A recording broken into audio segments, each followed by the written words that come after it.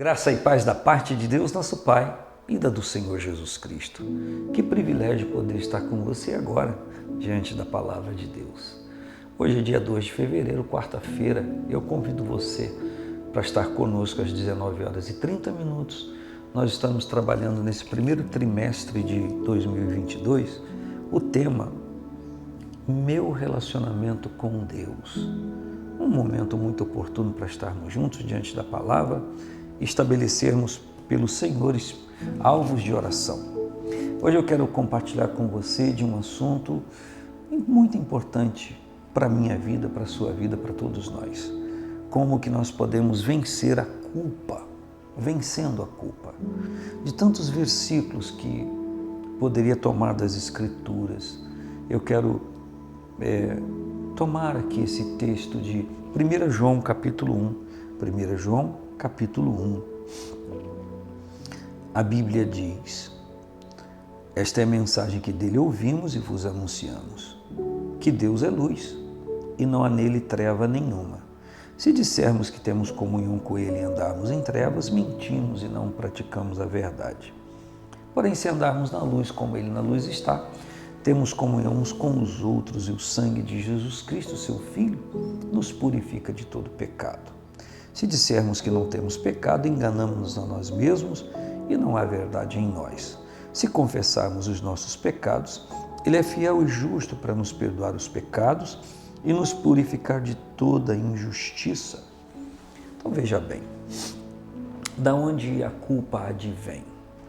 A culpa advém de um pensamento, a culpa advém de uma fala, a culpa advém de uma prática.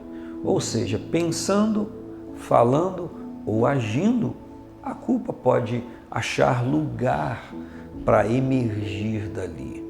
E o sentimento de culpa, ele massacra a pessoa que se importa em ter atitudes corretas.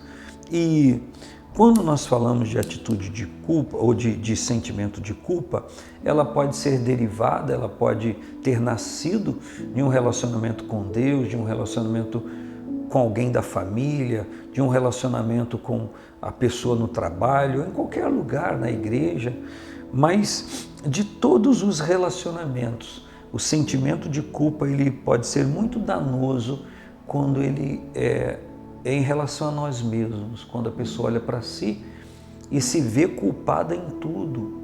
E a culpa ela pode assumir proporções que a pessoa precise realmente de uma plena libertação daquilo dentro de si, porque a culpa ela pode martirizar a pessoa que já se consertou, que já mudou de vida, mas ela não assimilou isso. Então ela vive um sentimento de culpa enquanto que aquilo já foi uma coisa resolvida.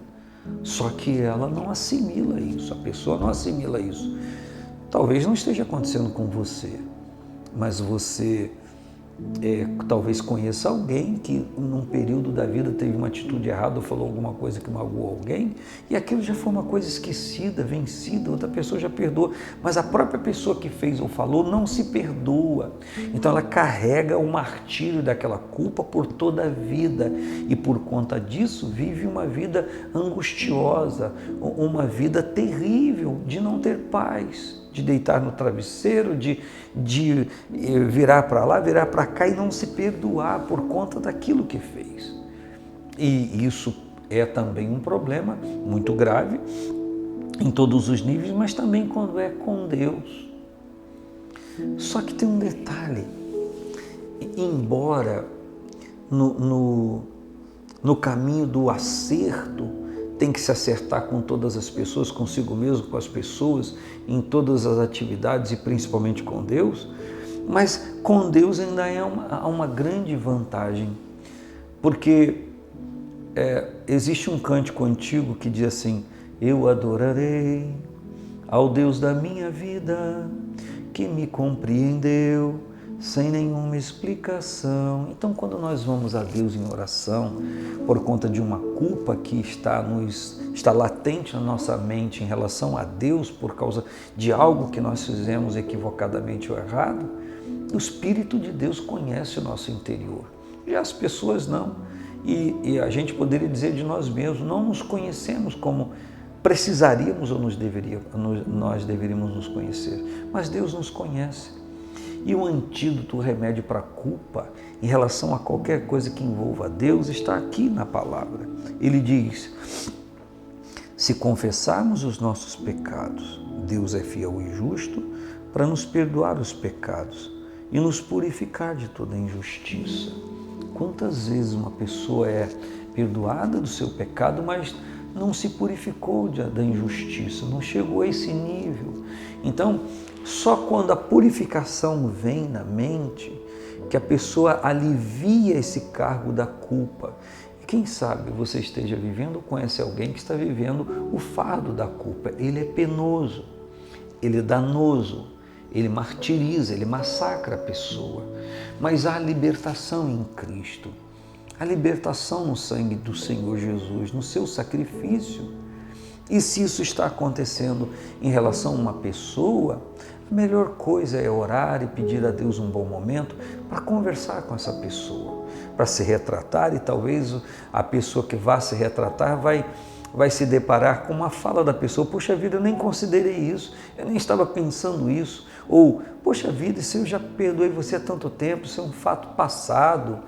E aí você vai chegar à conclusão que você estava carregando, ou a pessoa estava carregando o fardo da culpa sozinho, porque outra pessoa não estava relevando isso há muito tempo. Então, que todos nós consigamos vencer o peso da culpa, dos atos errados, das falas equivocadas, dos pensamentos deturpados.